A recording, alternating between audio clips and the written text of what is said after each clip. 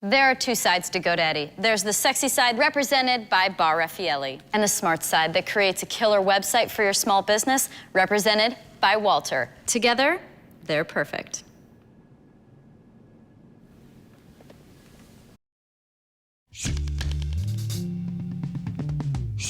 Despite achieving equal rights on paper in the United States, women continue to face inequality in the workplace, as is displayed by the roles they portray in the media and the treatment they receive from the industry heads. American media promotes unrealistic images of women, therefore promoting the objective violence of sexism.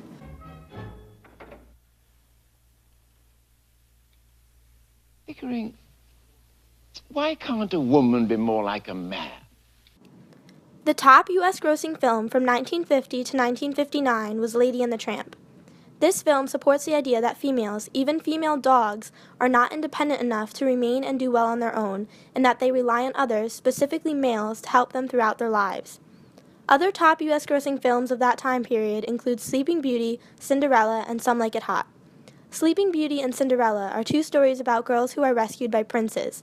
The directors of these two movies also happen to be the directors of Lady and the Tramp. In Some Like It Hot, the lead female character, played by Marilyn Monroe, unsurprisingly considered a physically attractive woman, is searching for a rich man to marry. This storyline gives the impression that in order to be happy and therefore successful in life, a woman needs a man who she can rely on. Avatar was a top U.S. grossing film from 2000 to 2009. The character Neytiri is not a mammal, yet James Cameron, the director of the film, made the decision to give her breasts. In an interview with Cameron, he was asked whether or not the physical image he created for her was targeted toward the appeal to males. He replied with, "They won't be able to control themselves." In the 700 highest grossing films beginning in 2007 and continuing into 2014, women held less than one-third of the speaking roles, and only one-fifth of 2014's top 100 films had a female lead, which was the same percentage of female leads in 2007. The Bechdel test deals with these concerns. There are 3 parts to the Bechdel test, which are, according to BechdelTest.com, 1, it has to have at least 2 named women in it, 2, who talk to each other, and 3, about something other than a man. The website provides statistics on how many movies pass each part of the test, which, out of 6,230 movies, only 3,587, just over half the amount, pass all 3 aspects. Some movies, 646 to be exact, pass no part of the test at all. Dr. Stacy Smith of the University of Southern California stated, "It is clear that no progress has been made either on screen or behind the camera when it comes to representing reality." In leaked Sony emails, it was revealed that actress Jennifer Lawrence was receiving a lower salary than her male counterparts for her role in American Hustle.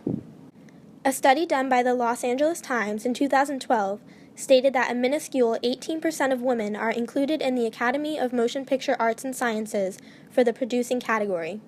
But it gets worse. The female directors, cinematographers, and writers' percentages are even smaller. 65 Best Picture nominees since 1973 have listed at least one woman as a producer, yet only 8 females have been listed as directors for Best Picture nominees since that same year. With an average of 5 to 10 nominees for Best Picture each year, that number is incredibly small. There are more female producers than female directors, cinematographers, and writers because producers do not have to be hired. They create their own job opportunities.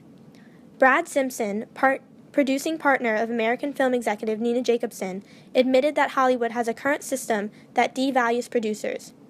He continued, stating that he is worried about the next generation of producers because there are not as many opportunities to get the training that has before been made available. Producer Allison Owen added, "If you look back on professions when they became undervalued and paid less, women tended to do better in them. Nursing used to be a highly paid profession during Victorian times when men did it, and then when women were admitted, wages plummeted."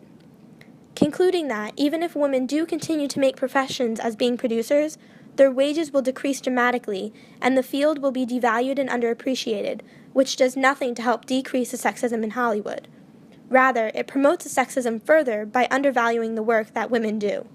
After receiving a casting note with wardrobe instructions that read, "Black or dark form-fitting tank that shows off cleavage, push-up bras encouraged, and form-fitting leggings or jeans, nothing white," Rose McGowan tweeted the note and 6 days later was fired by her agent. For decades in the media, women have been portrayed as sexual objects and inferior to men. There are fewer women than men being recognized for their roles not only in front of but also behind the camera, and there is a wage gap between the genders. Years have passed without improvement, and professionals in the industry believe that it will only continue to get worse. In order to resolve these problems, we need to end the objective violence of sexism in our nation.